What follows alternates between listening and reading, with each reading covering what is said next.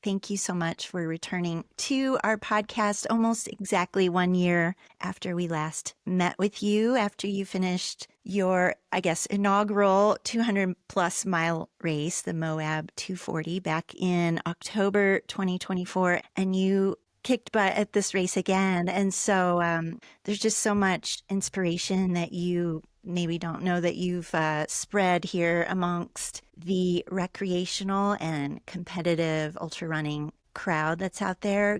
And so for today's podcast, we wanted to have you back on not only to talk about your race, the things that you maybe put into place that was different from last year, but also some of the data so that we can learn from you and encourage others who are maybe new to the sport or experienced in the sport even, just to continue to grow and improve. Becca, thank you for joining us today to dive in on some nutrition. We're so excited to chat with you.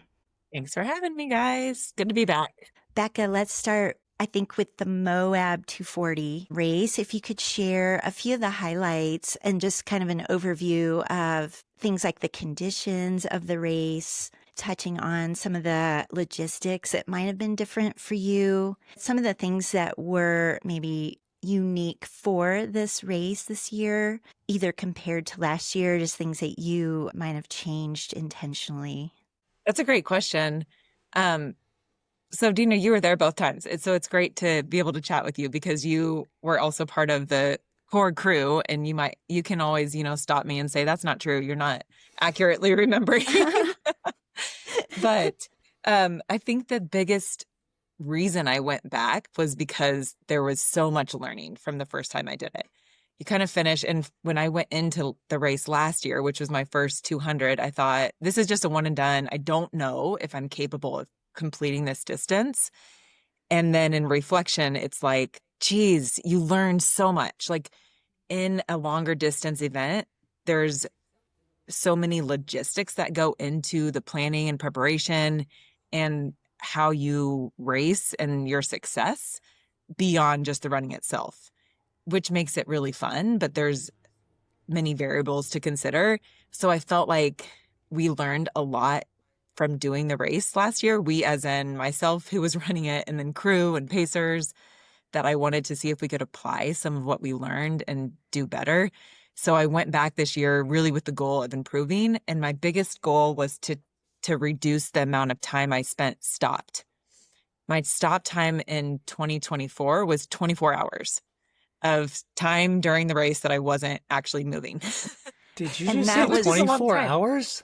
Yeah. And how much was sleep of that time? Do you remember? Last year, I don't know. Was it 3 hours maybe? I feel like it was, a lot. Yeah. And a lot of that time was chewed up from managing foot care and trying to treat blisters. And then, of course, you have a lot of time that's just like fueling and doing all of your gear changes and things like that. So I thought, in planning this year, I thought I can take down a significant amount of time just in the stop time. And I did. So this year we ended up with 16 hours of stop time. Still a lot of room for improvement, I think. But that's 8 hours, that's 8 of the 11 hours I shaved off my time from last year. So this year I completed it 11 hours faster. And 8 of that was just less stop time. So that was like the biggest change for me. And I was really happy with that. So going into the race, proactive foot care management was like the biggest goal. And we accomplished that. Of course, if anyone followed along to the race, the conditions were not optimal for keeping your feet dry because we were in like a monsoon in Moab. So there was still some foot issues to deal with, but I think that it pales in comparison to what we dealt with last year. So that was the biggest difference in the race. And then the conditions were complete opposite of last year. So last year was a really hot year. I think it was about 100 degrees when we started in town in Moab. And heat management was a big thing. So going in this year, I'm like, I'm going to do heat training. And then I swapped out my, sunscreen, chapstick, and sunglasses for a rain jacket and rain pants this year. Becca, when did you know about the weather change? Like, were you watching the week before? Or... Yes. Yeah. And I was just like, hopelessly optimistic that it would just Yeah. improve, right? It's Okay. like, Okay. this is looking bad, but it can go either way and you never really know. Like the mountains, it either over or under delivers Uh-huh. almost always. So I was really hoping that it would under deliver, and it just kind of kept looking worse in the forecast. And it's just like a little demoralizing because it's like perfect and 60s and Moab and sunshine every day leading up to the Oh, race. And then oh, during the race, it's like crazy rainstorm, inches of rain. And then as soon as the race ends, the forecast goes back to oh what my you would gosh. expect in Oh. Moab. So It's the just, entire race, it was raining for you. yes. Oh, And when we started, they kind of kept being like, it's going to get better. It's just this night. Yeah. And that's a good thing to believe, because I think in retrospect, so many people, and probably myself included, would have really had to pause if we were to even start, knowing the conditions that we were about to endure. It's almost like the forecast kept being fake because it would be like, oh, it's 30% chance of rain. yeah. And we're like, ooh, that means Yeah. 70% not. But Yeah. then Yeah. it would just like, oh, it would inch up in percent rain. And then it would just keep going. Like the chance for no rain just kept diminishing. I know it got worse for those that Yeah. were kind of mid backpack too. So we were kind of lucky in a sense to get some, like being towards the front there with Yeah. the trails not getting as trashed and things, and the river crossings that all of a Yeah. sudden happened. But you bring up an interesting point, because I think a lot of runners, especially ultra runners, right, think about just like, I got to improve my fitness, work on my moving time. And there's all this other time in a race like this that's multi-day, whether we're on bike or foot or wherever. But it's like the stop time and efficiency, and how do we fit in the fueling, the other care that we need. I'm already thinking about like, how do I shave down that 16 hours, Yeah. for a future event? Because I think there's still a lot to be improved. Um, but yeah, that's what makes it fun too. It's a lot harder to like make small improvements in shorter distances. Becca, can I ask you really quick, based on the weather and the environmental conditions, did you change your strategy or your pacing at all because of the weather? And if I so, would say, what did you change? yeah, that's a good question. And strategy, no, because it was like happening in real time. Uh, But the cooler temperatures do help me move faster. That's a benefit. So not having the heat and the sun is quicker. And just compared to last year, the dryness, like I remember having a bloody nose the first mm, 24 hours. I was constantly managing like eye drops and chapstick and sunscreen, and the dryness gets in your throat and in your chest. And this year, the humidity like alleviated a lot of that. So I didn't have to use chapstick and eye drops. And I didn't have the like kind of throat thing I usually do in drier climates. So there's a benefit there. And the cooler temperatures, I definitely moved quicker.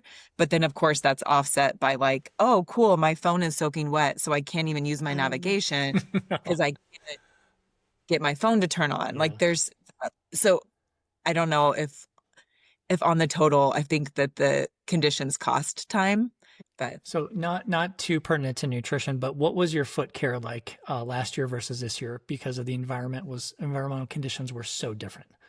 yeah, this year we did pre-taping, Mm. which was so helpful. So we did pre-taping. We had a whole protocol of like, when I came into aid stations, I always carried an extra pair of socks with me Mm. in my pack, and I would change at aid stations that weren't crewed, which there are a lot of. And then at crewed aid stations, we would do like immediately, take your shoes off, take your socks off, dry the feet, clean the feet, retape anything that needs retaped, like kind of an assessment of like, let's troubleshoot and just fix issues that are popping up. And then blister powder, like new socks, and go. So there was definitely more of a strategy to managing that throughout. And then when I was by myself, I had some basic, like I had new blister powder that I'd put in my socks, and I'd change socks and dry out my feet and clean them at least. So just staying more proactive around it. Nice. I feel like too, I'll add, Becca, this is analogous to nutrition training that we do in the months leading up. I felt like you gave more attention in the months leading up as well with foot care. Not that you weren't neglecting it in the prior year. I just mean you gave, like, with that learning and that kind of mantra, like continual and continuous improvement is like all these other things you can do prior to the race in those months leading up. So I think that was huge in terms Definitely. of We also, consulted with Thor, who yeah. is like, one of the medics for Destination Trails and an incredible resource. So I consulted with her, and she did a video call with myself and my crew to talk through our strategy. So that was really helpful. We did that a couple months before the race. Well, Becca, can I set this up for the listeners really quick? Because this is kind of special that we have you on for many reasons. One, you're a great friend, and two, because you are a recreational athlete, right? Yes. Meaning you have a full-time job, you are married, you have a dog, you do all these other things, and oh yeah, you run also, right? So it's kind of like all of us, right? Dina and I, well, of course you're on a different level than us recreationally, but I feel like a lot of our listeners are like, oh my gosh, she's like me, right? Kind of, sort of. But so this is all setting it up to, like, you are not an elite athlete, although you are an elite athlete. You're just not in that category because you don't do this full time. So what was it like to win a race, Becca? Like, take us through, like, us recreational runners and athletes were like, oh my God, we'd love to win a race someday. So take us through it. Can we just live vicariously through your success? Sure. Last year I was in second place, and I came back this year wanting to improve my own time. And that's something that I'm pretty committed to, is just staying within my own goals and not trying to set podium goals or where I'm going to place. I know that elite athletes will like come in with the intention of winning. And of course, based on my estimated times, like that's in the cards, but I don't know who else is going to show up. And I don't know if there's any other, like dark horses in the event that are just kind of like me, that just do this for fun and might show up with an insane amount of fitness and capabilities to win. So I think that sets you up. And I've learned this from experience in other races that I've gotten in my head when I've gotten past or something like that. Just based on, okay, you can't control what other runners are doing, but you can control what you're doing. And I would say I'm pretty committed to staying within those goals. So leading into the race, some people are like, are you trying to win this time? And I'm like, well, that would be great bonus, but that can't be my goal. Because then I'll lose sight of the things I can control. So that's one thing of just like keeping within your own goals, and then wherever you end up, that's awesome. Winning is bonus. It's super fun. I'm not going to say it's not. Like it's cool to be able to say that I won, but that was never the primary goal, because I know that I can't control what other people are doing and how they're showing up. And I know I know the environmental conditions were different last year versus this year, but do you remember, like, last year, how much time difference separated you in first place last year? And then this year, how much time separated I think you it was in second 6 place? hours. I'm just curious. Oh, no, it Do you might have know that? been, I want to say it was about 6 hours. My move time, though, last year was faster than first place female. It was just my stop time, which also fed into that goal that I had of like, man, I am going to improve by reducing my stop time. Same thing this year. I think the only person in the race this year, so I was 5th overall. The only person with faster moving time was the first place, Killian, which he finished, light years ahead of me.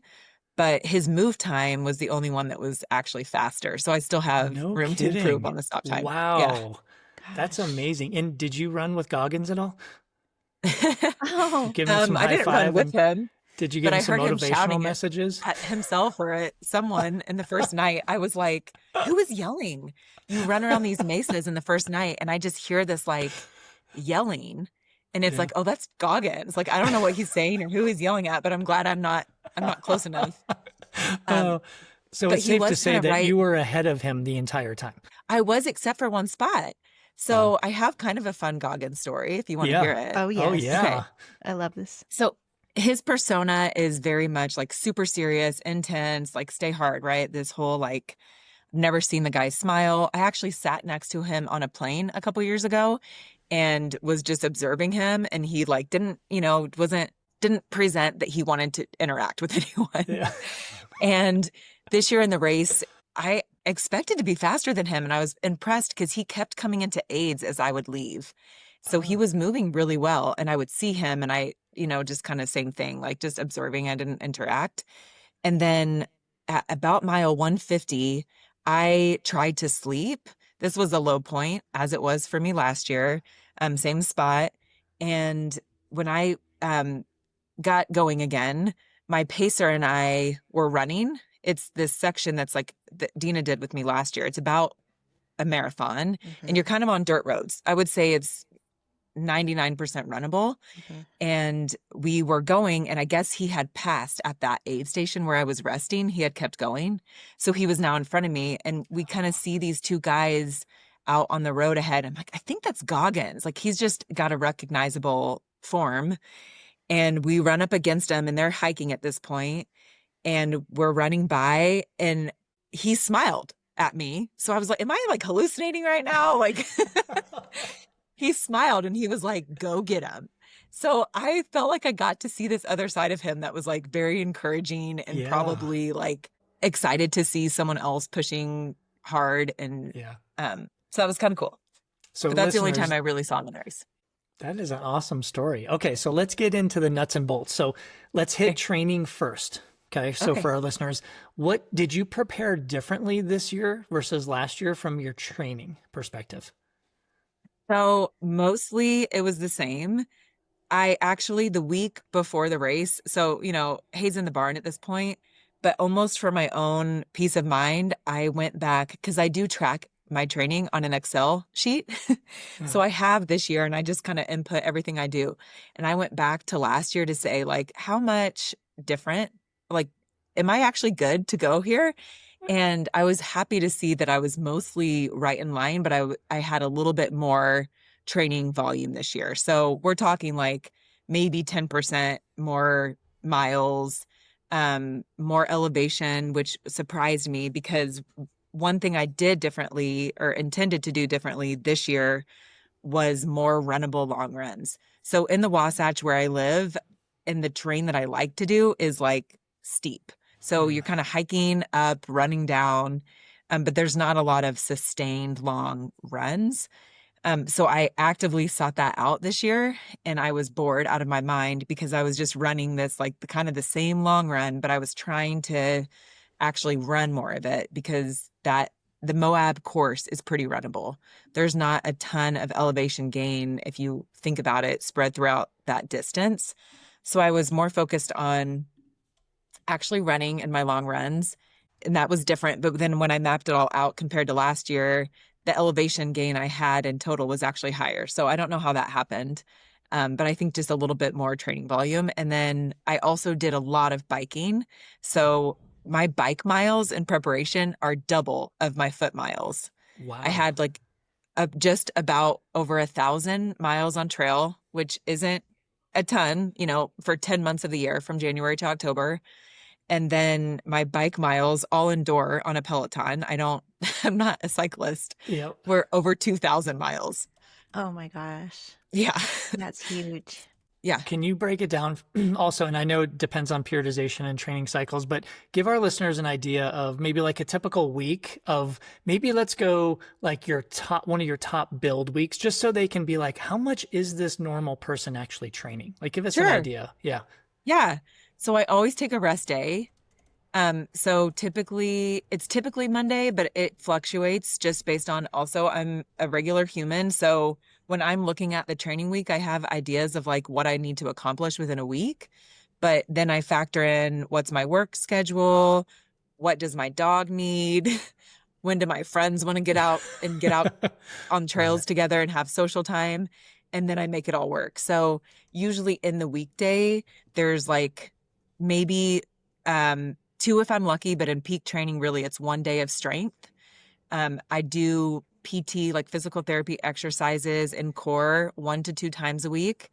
And then I do more like hiking in the mornings before work. So I go out really early and then I hike up, run down, just get in steeper stuff, bang for your buck. So total mileage on that, like I have a couple of local trails that I'll do that are like between 4 and 8 miles total, but you get 2 to 4,000 elevation also. And then I'll do that, like a combination of those, maybe two times a week. I'll do a bike session. Sometimes I use that for harder intervals to save my legs from the pounding. So I'll do more intervals on bike to try to get my heart rate up. So that could look anywhere from an hour to 2 hours on the indoor bike.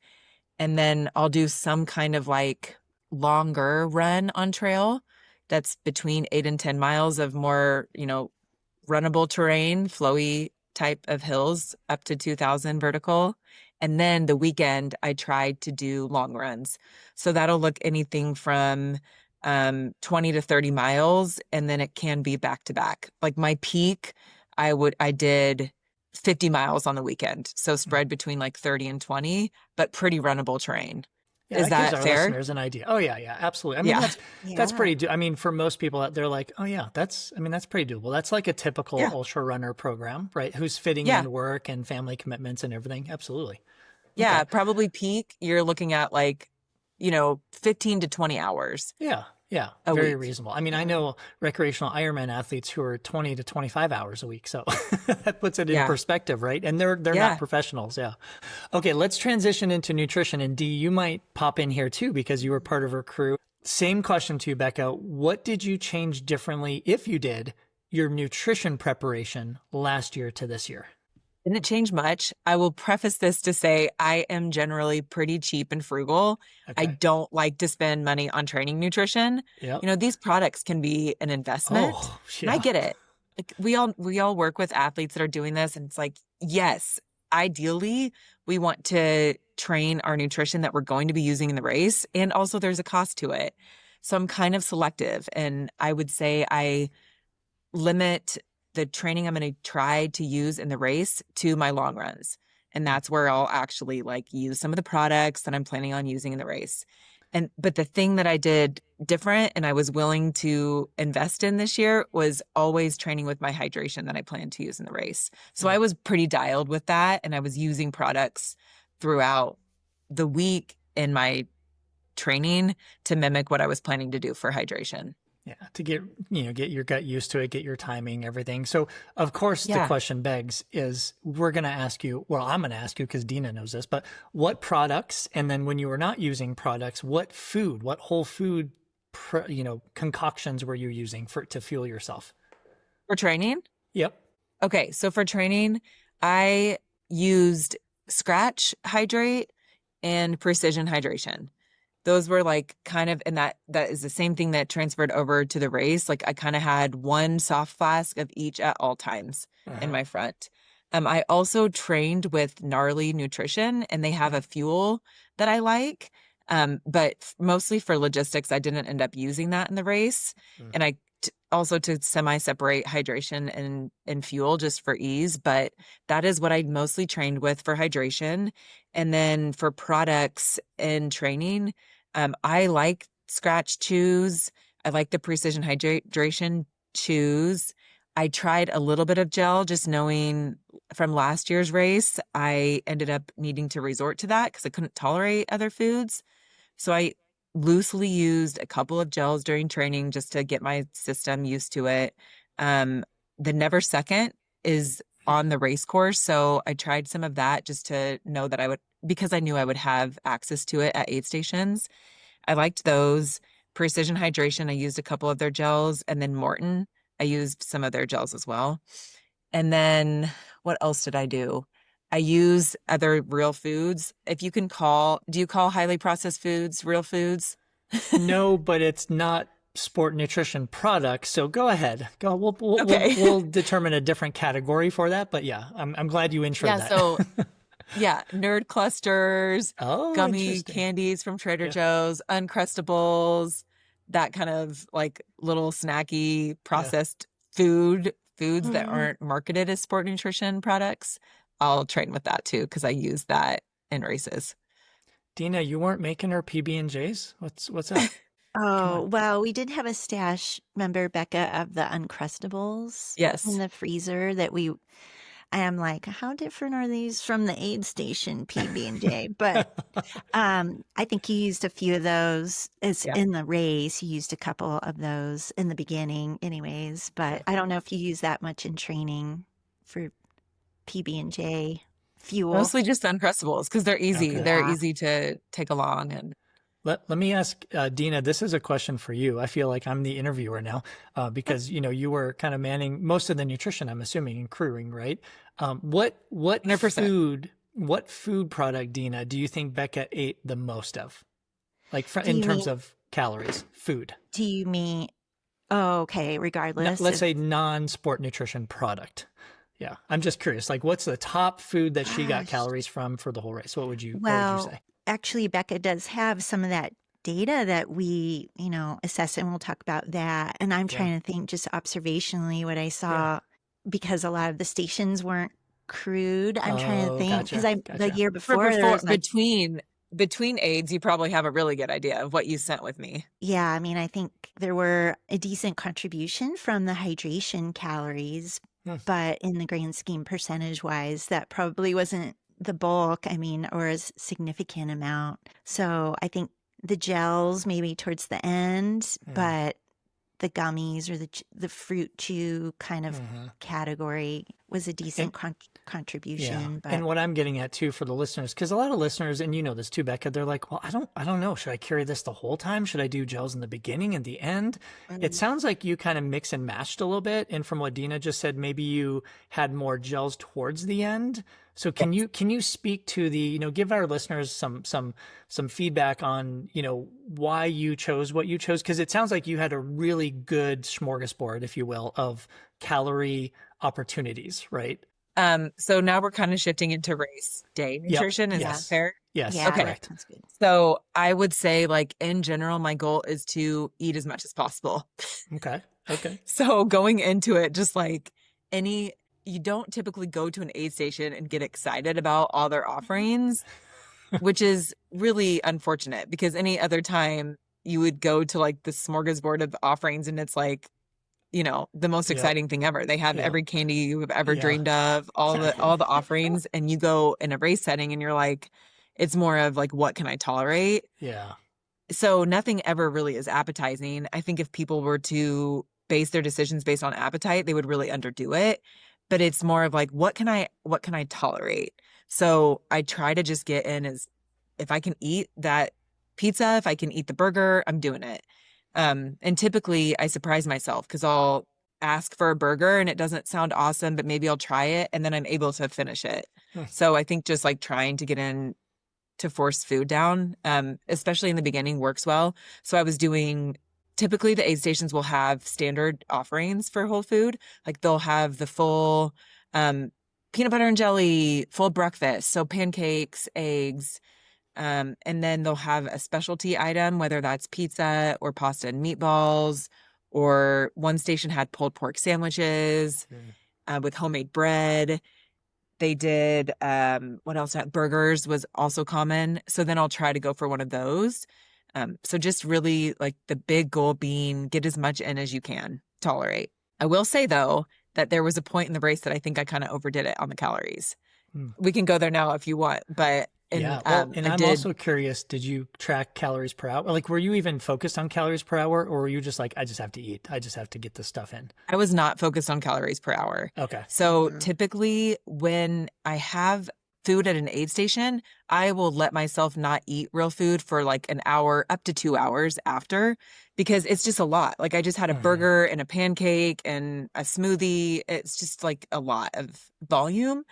So I will keep working on my hydration and I get some calories from that. There's maybe 10 to 15 grams of carb per 16-ounce soft flask. So I get some coming in, but I won't make myself eat until maybe, 90-ish minutes after I leave an aid if I was eating well. And then from like in between aids, because there's several hours that you're going without an aid station, I would do okay, every like 30 minutes about, I need to have something. So that might be like a handful of gummy chews or a few pieces of licorice or a gel. It has to be something.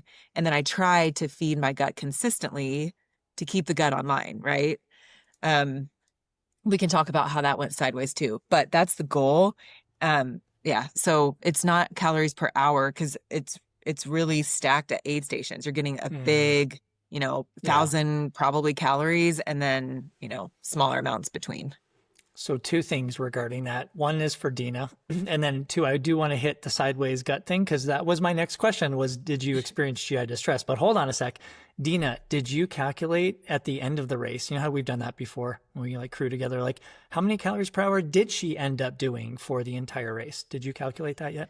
Well, this kind of aligns with a side project that Becca Okay. had in the few weeks prior to the race is like, oh, let's turn this into a case study. We ended up capturing a lot more data than we might have and some other like GI symptoms and some things throughout the race. So we could go there Let's go now if there. you Yeah, want. let's go. Let's slide right into there. So the cool thing about the research that we were capturing is that I do have those hourly numbers that I've never captured before. I've never tracked intake during a race. So now because we were doing this research for our case study, we have really specific numbers, which is cool.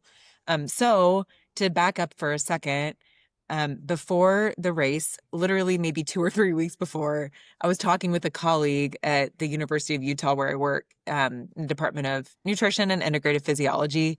And my coworker was like, ACSM is going to be in Salt Lake City in the spring. You really should try to collect some data for this race and submit a poster abstract. I'm like, yeah, I've thought about it. Just seems whatever. Anyway, that ended up leading into me getting connected with a researcher out of Utah Valley University, Andy Creer, and he's done some research in this space. So we have a PhD student here now in kinesiology who participated in the Wasatch 100, and he worked with Andy on some research there. It was in a journal article that came out, I think, this summer. And that was kind of cool because we don't have a lot of data in this space at all for ultra running, but specifically there's a lot of interest around how much energy expenditure is happening over the course of these long events and what does that look like compared to intake. So that was captured in that study that they did, and we were looking for that data as well. So there was interest from Andy because for a couple of reasons. The distance of it, there's just not much. There's like maybe less than 20 still participants total that we have energy expenditure on in the ultra space. They did a study in 2023 at Cocodona, and they captured 5 participants in that event, including the winner. So that was kind of cool. And that's what we were comparing a lot of against. But in this we wanted to look at what does it look like for a female and capturing energy expenditure and intake, and then into the recovery period as well, because we know that, or we expect that there's a continued elevated energy expenditure in the recovery period. But we were looking for data to support that as well. Okay, so for capturing energy expenditure, so total calories burned in the race, we used doubly labeled water, which in sport nutrition or in nutrition, it's kind of like I've always learned and taught it to be the gold standard, but I've never had access to it. So it was kind of cool to see that in action. And it's just a solution. Maybe there's a vial of like 4 to 6 ounces that you drink, and it's tracing isotopes in your system from the hydrogen and oxygen. And so it captures total energy expenditure in the time periods. Just you also take urine samples at different time points to get that. But it also could be, you could take a blood sample to get that. And then it also captures water turnover, which can be really useful for looking at hydration as well. And what's happening with fluids in the race. So that's how we were looking at expenditure. It's kind of known as the gold standard. So we can rely on that data to be pretty accurate, and certainly accurate enough knowing that we're not going to be running with the metabolic cart. So we were able to get expenditure. And then for intake, well, I have to give you credit, Dina, because there's no way I would have tried to do this case study if you weren't part of my crew, because it is a lot to ask for someone. And you obviously are a sports dietitian, you're comfortable writing things down, estimating, understanding like the detail that we actually really do need. So it was nice to have you on board because I could rely on your capture of what we were trying to collect. So then we just had some Word documents printed out and we're writing down. Dina would note what she had in my pack, and then we would look at the difference when I came back, like the wrappers that were consumed. I took voice notes during to say like, okay, this is what I just had at the aid station. There's so much time that happens between seeing Dina and seeing crew that I needed to have a way to like remember what I was taking. So I did voice notes on my phone and then some photos at aid stations to show like, okay, this is what I had here. And we were capturing intake that way. So I feel really confident that we captured as much as we possibly could, knowing that obviously I don't know how they prepared the hamburger that I ate or like how really big was that pizza and how much cheese was on it. In the field type of research, you just have to do your best guess. So for energy intake over the course of the whole race, the estimate was that I got in 16,000 calories. So that ended up per 24 hours. It was about 5,400. And then per hour, it ended up being 224 per hour. Okay. I took in about 40 grams of carb per hour if you average it, right? Like we talked about how it's super inconsistent on when you're getting this, but this is what the averages ended up being. So 40 grams of carb per hour. For expenditure, we do have some preliminary data. I was just looking at with Andy yesterday afternoon. So good timing for this conversation. It looks like it was about 8750, so 8,750 calories per 24 hours of expenditure. So the point of this is like, what's the discrepancy? Are you able to take in as much as you're burning? Probably not, but how close, like how much of a mismatch is that? So that's what, about 3,000 difference per 24 hours of a deficit. Was that surprising at all for you? The goal was like, try to stay on top of fueling, eat as much as you can, but then seeing the numbers and that 3,000 calorie-ish, discrepancy. But I mean, I don't even know if discrepancy is the right word because we just, like you were alluding to earlier, we don't have that much data, period, to know, like, is this just how it is? Or is there a benefit to trying to push that gap and make it more minimal? These are all good questions that we still need more data on. I would say to answer your question on, is it surprising? I thought that seemed high for intake. I was like impressed that I was able to get that much in. I was surprised with how much I was able to take in. I also looked at it based on the day, and that's where it varied a lot. So there was one 24-hour period on the second day of the race that I took in about 7,500 calories. And then it really died off after that. Like I lost my appetite. I kind of had nausea, and now I'm speculating that maybe I overdid it on that day. It was just a little too much for the system. That's just my speculation. So even though it averaged out to be like, okay, yeah, this is a good amount of intake per hour and per day, there was a big difference between the second day and then the last 12 hours. I think I only got like just over 1,000 calories. It wasn't consistent. That's for sure. So I'm literally with a piece of paper and my calculator and a pen right now. I can see that, Bob. You can see, I'm like, crunching, see everyone, this is what I'm doing. If you're following us on our YouTube channel, here's what I'm doing. Because this is where my brain goes. So let me just refresh my memory really quick, Becca. So you said your intake was about 224 calories per hour over the entire race. Okay, right? Yes. That's how many calories you consume per hour. Okay. But you burned about 364 calories per hour. Right? That's kind of where we're at. Okay. This is what's interesting, Dee and Becca, is that so you consume 39% of the calories you were burning, right?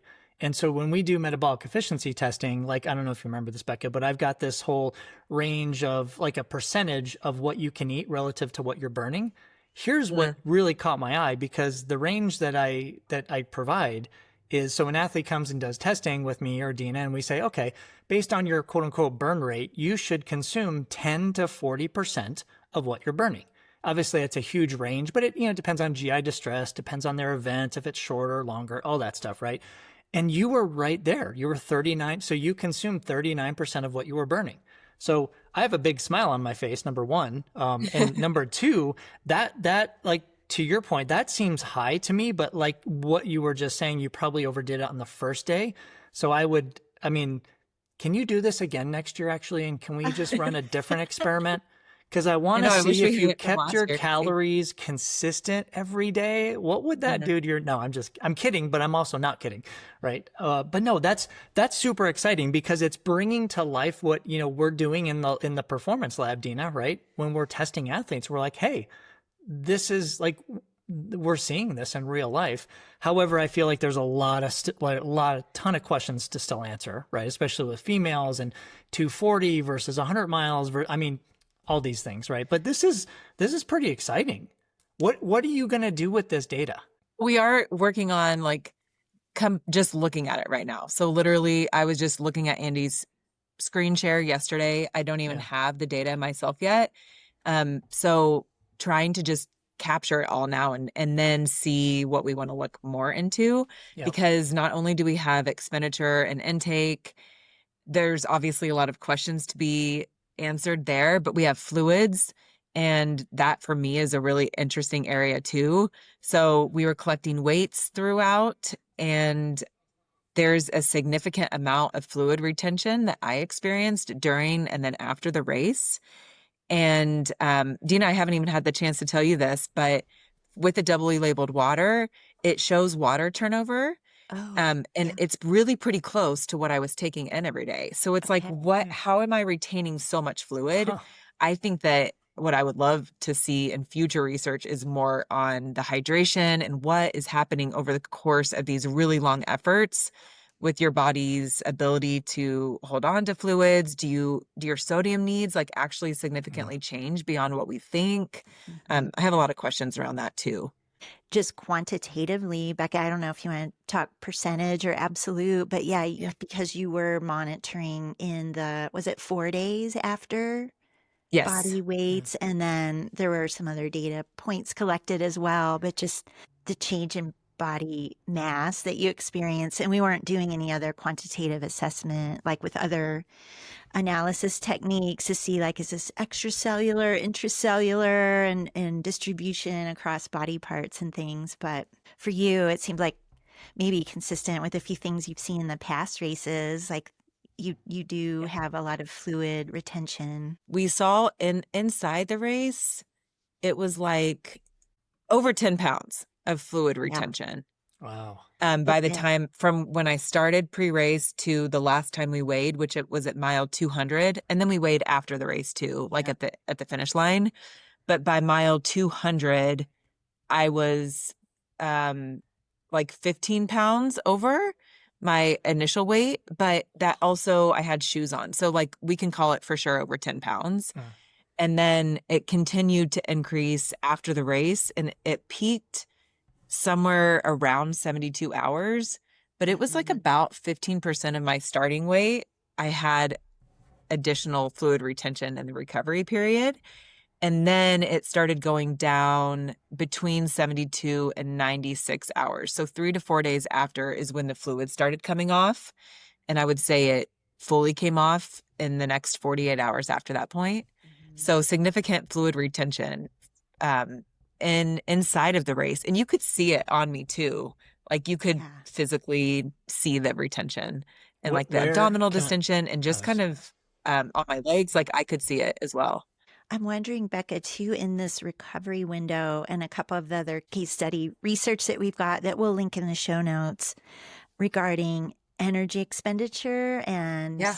in those days following, and then just like aligning with your appetite signaling. Does that kind of align? And just like what if we know that energy expenditure or metabolic rate increases by 2 to 3x, or maybe it's higher.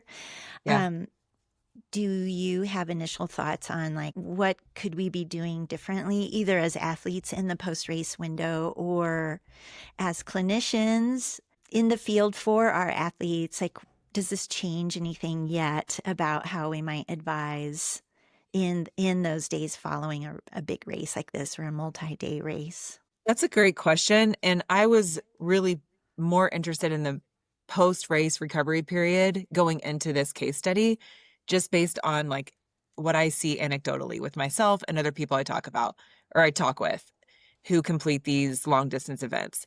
I think it's really common, or even on a long training session, you might relate to Yeah. it. Like in that day of a long run or a race, the days following, your expenditure reduces. It might go to almost zero, like in an event like this, where I have days of like just literally trying to keep my feet propped up and doing nothing else. Expenditure and must stay high because the appetite is high. And I think we can all relate to that. Mhm. And I always like to encourage athletes that I work with to not try to control so much in the recovery, because sometimes what's taught in the textbook is we need less food and on recovery days because there's not a lot of activity happening. And I think that that's bad advice, because I often see appetites increase, and there's a lot of reasons that that could happen. On a long run or during a race, you're probably just not getting the amount that you need in that day. So your body is trying to play catch up a little bit. And I think that's okay. And also, when your body's recovering, that is a huge metabolic demand on your system. So it makes sense that energy intake or total energy expenditure would be elevated. And I think people can get themselves into trouble when they're trying to control that, or they think, oh, I don't need as much because I'm not running today. I think it's pretty natural to like have an increased appetite. So the data that we saw in the recovery period, my intake was greater than my expenditure. So my energy expenditure, we did measure it for every 24 hours for 4 days after the race. And it seemed to have peaked around 72 hours also, probably somewhere between 30 or 48 and 72 hours. So 2 to 3 days after the race, it was like 3,000 calories a day. And then my intake was more like 4,500 during that same period. So it was above what I expended. But I would expect that because you're kind of making up for this deficit that happened during the race. Does that make sense? Definitely. Gosh, there's so many questions that we have for guiding future research designs and things that we want to uncover more. Women versus men, like, are there differences there? Or it's really just starting high level like this, like for multi-day ultra marathons or multi-day anything like this that where there's significant energy demand, how we can not only in event, but in the post event window support the body and all of the processes that are going on to do what we're doing and then recover from that well. Becca, I have to circle back to GI distress because we mentioned we were going to chat about that a little bit. Oh, yeah. Did you have any GI distress? So this is actually something else that we were tracking. So every single time I saw Dina, one of the metrics that we tracked before, during the race at all crewed aid stations, and then post race, so every 24 hours, I continued to answer this questionnaire. We had about 20, 25 data points that she would ask me to rank on a scale of 0 to 10. Where is your bloating, nausea, belching, flatulence, hand swelling, headache, fatigue, all of this, like so many questions. And I would rank those. So we do see like how it varies throughout the race. I did have nausea a little bit, and it was after I had, like I was mentioning earlier, I think I might have overdone it on that Saturday, the second day of the race, because I kind of lost my appetite a little bit after that, and it was hard for it to come back online pretty much the rest of the race. And then did that affect anything? Like that It nausea? I affected my mean, intake. okay. Yeah. But Yeah. nothing like no other major things that happened to you, meaning, you weren't on the side of the trail, you didn't like none of that stuff, right? I did throw up for the first time in a race ever in Okay. this race. So that was Okay. sad, Okay. but Yeah. it was Well, it So was a one and done. Although Okay. we weren't sure, and Becca, you can comment because I haven't chatted with you about this specifically. Like, was this from a ketone supplement that we Yeah. ingested right before you, Mm, mm. Yeah. or Did you just ingest that with her? I was there in spirit. Yes, there were some ketones happening, Okay. but Yeah. the role of that, because I mean, those shots are potent, Yeah, but for it could be sure. a combination of things. Yeah. So, I was So trying to here's, force down the ketone. I take those espresso shots. So they have 150 milligrams of caffeine and the ketones. I mm, think it's like 5 grams or something like that.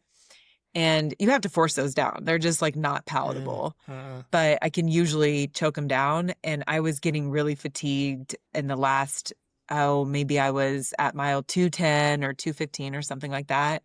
It's like, okay, I'm going to take down some ketones. I'm going to lay down for 5 minutes and then we can keep moving. And I took a drink of the ketones and immediately just oh threw no. up. So Yeah. yeah, Yeah. no, System no didn't more like them. ketones then after Yeah. that. Yeah. yeah. That's a hard thing because now you're going to always relate it to that experience, unfortunately. Right. Yeah, but I'm Yeah. willing to try it again. I do Okay. think that Okay. they do work. Well, I just here's might approach it differently. so with all of this that you did, because this turned into not only did you, make your way and run and walk and hike, and it didn't sound like you crawled for the 240 miles, but also winning it, right? And throughout, you're also doing research, and I can't even imagine trying to answer those questions later in the race. Like I can't even imagine. Like so kudos to you. But now with all of that said, and even some of the data, like pull in your registered dietitian, sport dietitian mind, when you do another race like this, what changes nutritionally may you make? I know you haven't looked at all the research and all the data yet, but what do you think you might change for next time based on what you found with your performance, with the whole journey, and with the calorie expenditure, calorie intake? Your point, I think I need to sit down with it more and really look at it and see some specific changes. But my initial thought is a little less, try to be a little more consistent with calories throughout. Within that, a little less fat. So I had like 20% of my calories in the race were from fat. Huh. I would try to increase the carbohydrate. So a little bit at least. So I ended up at 70% carb, 10% fat, or 10% protein, 20% fat. I would probably try to up the carb a little bit and reduce the others. And then I would think about reducing sodium as well. So I took in, it averaged out in my fluids during the race to be 950 milligrams per liter, but that doesn't capture the food sources as well. And it ended up being, I don't know if I have it per liter in total, not quite double that, but much higher. So from fluids, I had like 25,000 milligrams of sodium, and in Oh my total, I had gosh. 40,000 milligrams of sodium. Wow. So just knowing if I'm going to take in whole foods, and usually I gravitate toward the salty food selections, and a lot of the aid station food does have a lot of salt. I think I would take down the sodium in my hydration to see if that helps a little bit reduce the fluid retention. Have you thought about what's next in Yeah. 2026 for Becca? Yeah, I am signed up for Tahoe 200 in June. Oh, nice. Okay. Okay. Yeah. Yeah. Notice Bob was like, when you do another one instead of Oh, yeah, if you do yeah. another one, because Yeah. There's no ifs here. I mean, yeah. but that's a good point, Becca. And just looking at data with you and separately and things like, oh, with the weather conditions, what you experienced with that fluid retention. And then that's very challenging though, like not being able to quantify at aid stations. Like, what is the sodium content of this random few foods here or the pizzas or whatever? But then being able to shift on the fly as well when needed, just with temperature trends and so on. Very appreciative of, all of these nuances. I know there's more that we haven't necessarily talked on, like caffeine and those ketones and things, but are there other things that you wanted to mention? Your magical smoothies, perhaps? So Dina always, if like one of the magic bullets in all of this is Dina would have a smoothie at all the crewed aid stations. Love And that. I don't care what she puts in there. I don't know what she puts in there. Well, I do now because we were tracking it. Yeah. But she did the same thing last year, and I don't even think I ever asked what was in there. But if nothing else looks good, I can get down her smoothies. So that is super helpful. And also, I know you pack in more nutrition there too. So we can put in things like tart cherry and creatine we used, and just some other nutrition that I wouldn't otherwise have access to on the race course. Thanks for saying that. I sprinkled a little love in there for you, Becca. Maybe that's what it Well, was. Well, you know where my mind went when you said a magic smoothie, Becca? Dina being right outside from Boulder, Colorado, my mind went to something else. And we'll just leave that up to the listeners' imagination to figure that out. we were completely legal. And, abiding by all anti-doping regulations. Just checking. and rules. Just So checking. we can't wait to see, the data that comes out and other insights that you have. I mean, thanks for kind of touching on that. I know it can be a lot to try and piece apart and piece together. Really cool to learn more from you and your experience. It's easy to geek out on it, but I do think I'm hopeful that we'll have like at least some good direction after we look at this in total of where does the research go from here? What do we need to look more at?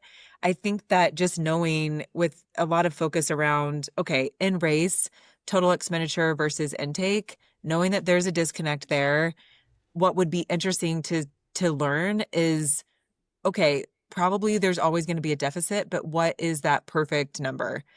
And at what point do you start to see a performance decline if you don't hit X number, or you don't see further improvements if you get closer to your total losses? So I think that we're not too far from being able to see that just with a little bit of data that we have so far in this space.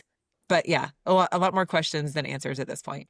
Becca, did you do any metabolic efficiency testing beforehand? I'm curious. No, I would have loved to. Oh, you didn't come out and see Dina? Oh my goodness. Yeah. Yeah. Okay. That would be amazing for Tahoe next year. I mean, I would love, like in my mind, I'm like, because that's how we can kind of put together some of these puzzle pieces also, right? Oh, that's amazing. a great point. We might have to include that for future research case studies next Well, I year. am biased, but I would highly recommend it because it does answer some of the questions like, well, what were you doing before? How efficient or inefficient were you before? And then because you were consuming, like you said, 71% of your calories were coming from carbohydrates. So the question begs me like, well, what was your substrate oxidation prior to kind of bridge that gap a little bit. But that is for next time. It sounds like you will be continuing, or actually you're going to be presenting this at ACSM. You mentioned that. We'll see. I have to submit an abstract this week, and then we'll go from there. Wow, this is the pilot to the pilot, right? So this is fantastic, right? Awesome, Becca. Well, we so appreciate, we could talk forever, obviously. And I kind of feel like we're going to have you back on next summer after Tahoe also. But if you don't mind, we're going to finish up with giving everybody, including yourself, a virtual high five. And the way we do that is by putting you under the hot lamp and asking you 5 very personal questions. Good. Kidding. They're not personal. Well, they're not very personal, but They can if be. you remember from last time, it's just a hard 5 questions, just so our listeners get to know you a little bit. So I'm gonna start us off. I'm not quite sure if you use any of these gadgets, but do you have a favorite like recovery gadget or tool, like post run, post bike? Oh, recovery boots, 100%. So the Therabody air compression. I need to save my nickels for some of those. Yes. Okay, Becca, awesome. Number 2, well, do you have a book or a movie recommendation from this year, like something that you're watching or reading that you just like love Oh, geez. or that you've read? I watch so much TV that it's like, what did I watch yesterday? And that's in my mind. But I will say I love to watch just like kind of maybe trashy reality TV to like veg out after races. So I'll do like a whole season of Great British Baking Show or Love is Blind or something in that vein. Fun. Not Never quality, knew that. but Never knew that about you. I just learned. I don't learned so think much it's on trashy. this. Unbelievable. Yeah. Well, we'll leave that to each of our own opinions. Third one. So imagine you have a weekend, like no one's bothering you, right? Nobody's home. Like you have no responsibilities at all. What do you do? What would Becca do?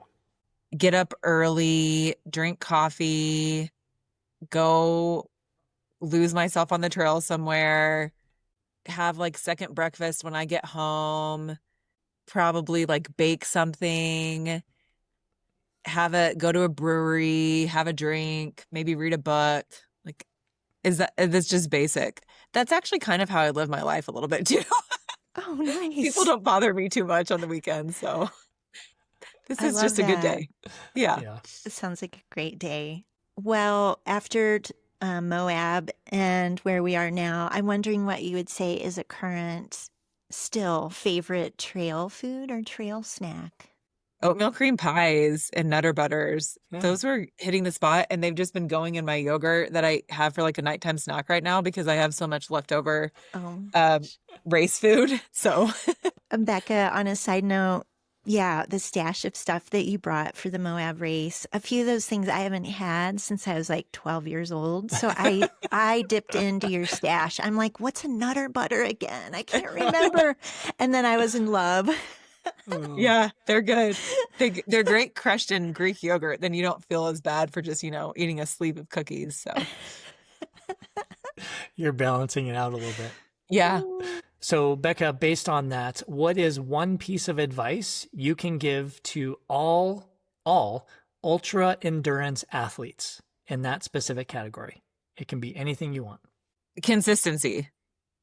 And that can play like that's just like the best word that I can come up with because that can be in your training, that can be in your nutrition, just like showing up every day and making small steps, being consistent with it is going to pay the most dividends. Nice. Dina, how Yeah. many times have we heard that from our guests? It's amazing. I We should mean, start keeping track of that because it that's is probably 1,000,002, right? Does well, everyone say that?